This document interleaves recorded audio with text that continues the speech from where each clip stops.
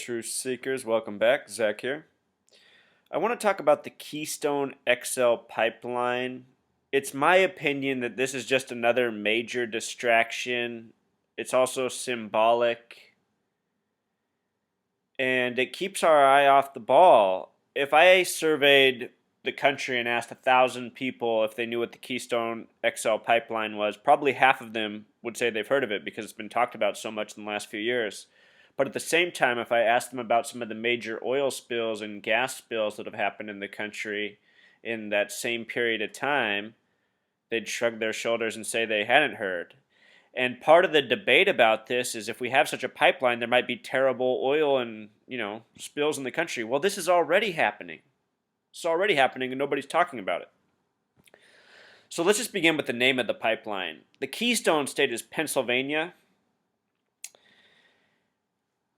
Key state with regards to the pipeline. The word keystone has a very curious gematria. With Pythagorean gematria, no exceptions, it sums to 33. With the K exception, it sums to 42. And it's becoming a big issue in this current Congress, which is referring to itself as the new Congress. Of course, the word new has a gematria of 42. And then with simple English gematria, it sums to 114. And this is also the 114th Congress, led by John Boehner, who sums to 114.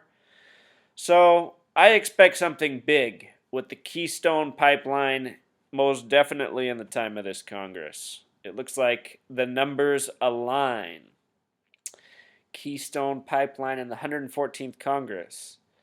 But yeah, just not in too distant history, Arkansas was hit with an oil spill known as the Mayflower spill. You can look this up on YouTube. There are literally, gallons and gallons of oil flowing through the streets of this town, grocery stores, parking lots. If you want to know what an oil spill looks like on land, check this out. There is some good footage. Also on January 19th, the date 119, curious date, the Yellowstone River had its most recent gas oil leak into the river. It also happened in 2011, but it's going on right now. New one as of January 19th this year, 2015. Massive spill into the Yellowstone River.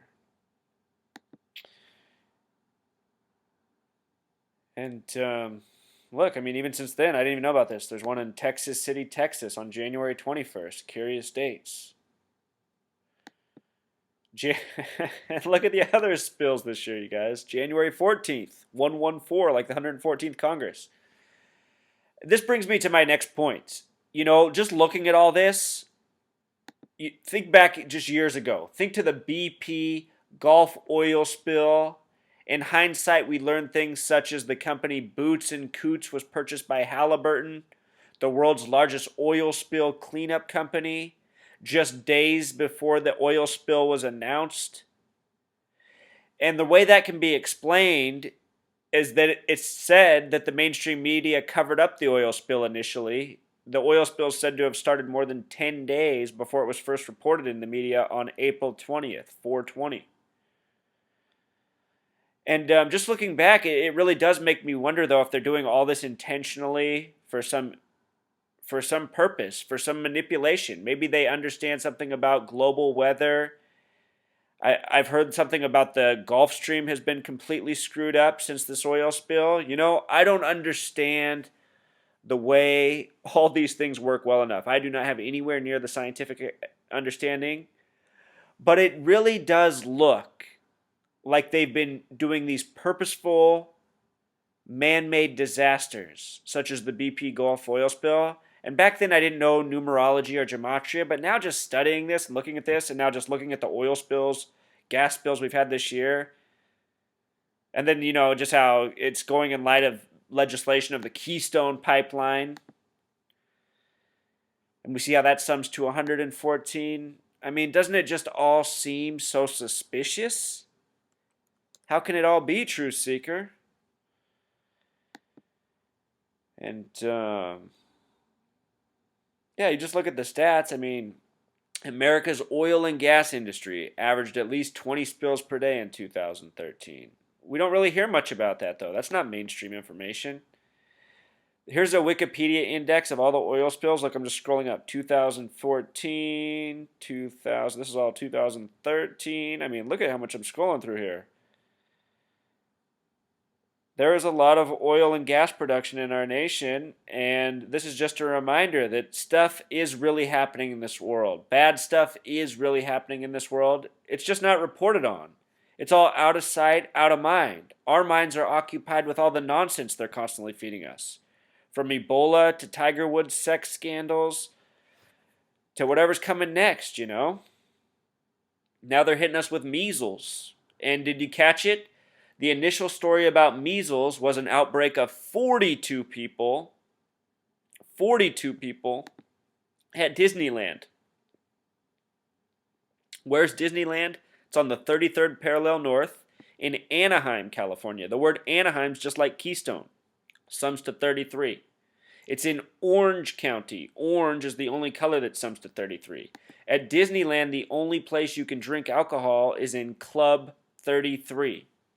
Of course, Prohibition ended in the year 33. Walt Disney had his only daughter, his only child, in the year 33, and gave her a name with a gematria of 33, Diane.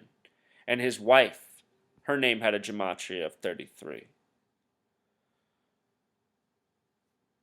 The ongoing numbers, the ongoing scripting of the world of information around us. From Disneyland to Keystone pipelines to whatever they got coming next.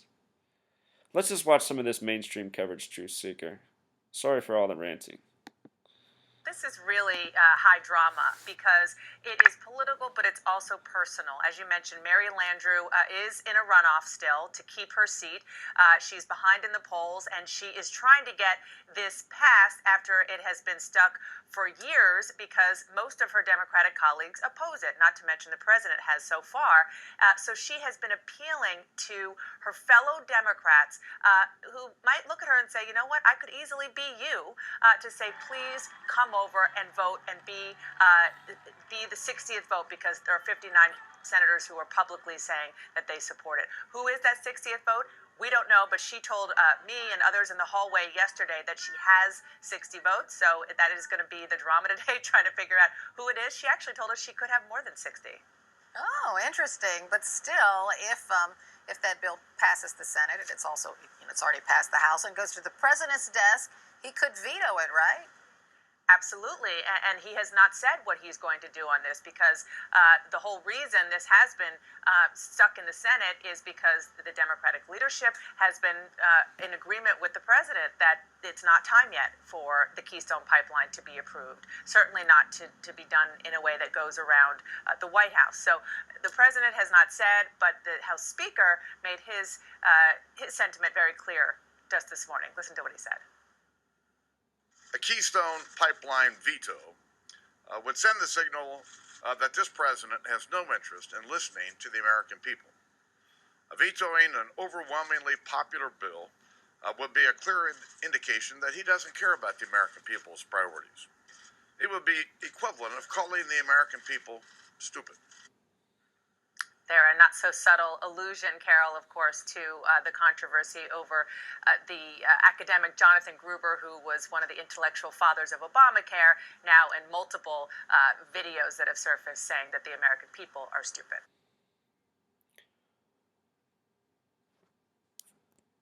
Truth Seeker, with the media they give us every day, they tell us we're stupid.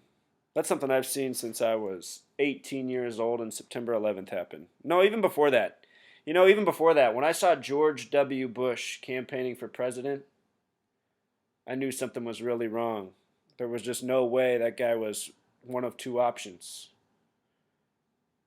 Al Gore was not great either, but there was just something really smug about George W. Bush. Plus, being the son of a former president, he just looked like a spoiled brat up there. I was only 17. And things have just gotten a whole lot worse since then. And with each passing story, I've thought, man, they must really think we're stupid.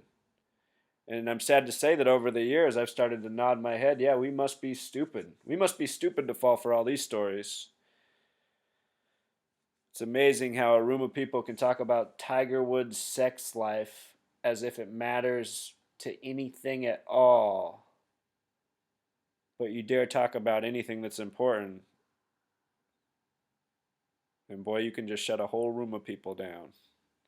Nobody wants to talk about that. All right, Truth Seeker. Until next time.